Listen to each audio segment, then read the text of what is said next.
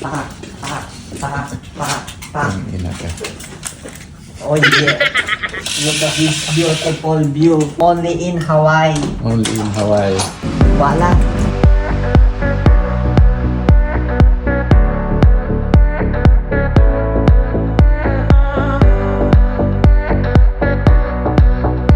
For how many months, ngayon lang ulit ako nagagawa ng video. Parang ang sarap i-share kung ano itong ginagawa ko ngayon dito.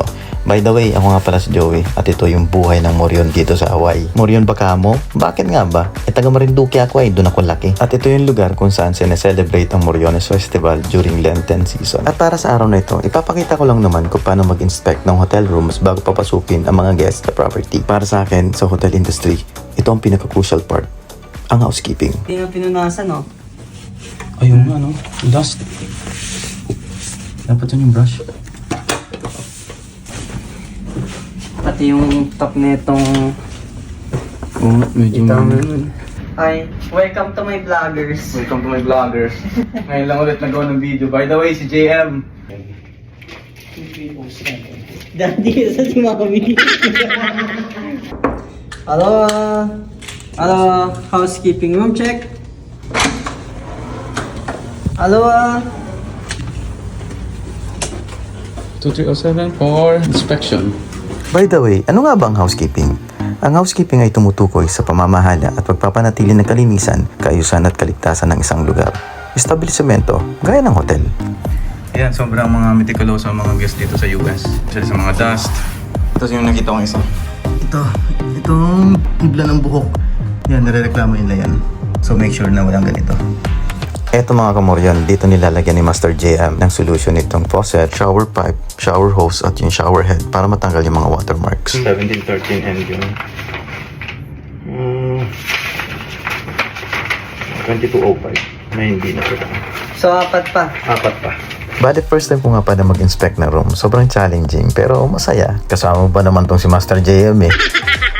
Master, ano? Meron pa? Okay na tayo? We're all set? We're all good? Ito yung chine-check natin. Ito yung sala. Ano to? Suite? Yes, 12 and 13 suite room. Suite room? So, this one doesn't have like a kitchen? So, malinis. Grabe, habang nililinisan nga namin to at ini-inspect, napapaisip talaga ako at nangangarap na sana one day dito din ako nakatira. Order ka na lang, washcloth. Washcloth? Sa, sa banyo. Ilan? May apat na bagay na dapat nasa loob ng suite room. Ano? Ano yun? Me, myself, and I. Ano ba yun? Sleepers. Sleepers. Two sleepers, 2 bathroom, 2 water, Hoy! full amenities. Hoy, hoy! Okay. Ako kung ginagawa nila, pero di ba nilagyan ganyan? Tinapos ako ng tubig ulit. Para dumikit. Nice. Kanya-kanyang diskarte, no? Press dito sa ilalim. Kung makikita mo kung may mga Yung- mimic mark. Okay, pasado. Pasado. Sa watermarks. All good, boss. Wala, masyadong ganilingan. Ginalingan. Murphy. 3610 telephone not working. Pool attendant is on main. Security. Engineering. Housekeeping to engineering. Ha? Forums pa. May dalawa na lang.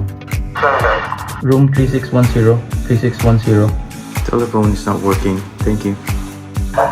Thank you. Meron pa tayo. Oh, dust. Madami. The still down. Still, one down. Detailed ang pag-i-inspect ng room lalo na sa mga hotel side at resident side. Kasi madalas nirereklamo ng mga guest, lalong-lalo na sa mga hibla ng buhok. Isa din sa nirereklamo sa amin dito yung mga breadcrumbs o kung tawagin baya namin sa amin sa Marinduque ay mumu. Hindi mo yung multo ha, iba yun. Yung mumu bayaman din sa amin ay ito yung parang tira-tirang pagkain, yung nalalaglag sa sahig. Yun ang mumu sa amin. At pagmasdan nyo nga naman itong mini fridge dito, pagsasarahan mo, tingnan mo. Ani mo'y parang closet lang o sobrang modernized. Wow! At after nating tingnan or inspect yung mga rooms, back na tayo sa control room para i-update yung mga rooms na yun. Ngayon, after na inspection, i-busy pass naman natin to. Once na na-busy pass na yung mga rooms na na-inspect natin, pwede na tong gamitin ng mga front desk to block the room para gamitin pag may papasok ng mga guests. Sobrang enjoy tong araw na to at pauwi na rin ako. Almost magte-10 na dito ng gabi at bukas ng umaga papasok ulit ako kasi ako naman yung mag-boarding. Ay hala, maraming salamat sa panonood at sana nag-enjoy kayo. God is good all the time. All the time, God is good. Maraming salamat sa panonood. Pero lang kami, okay lang sa mga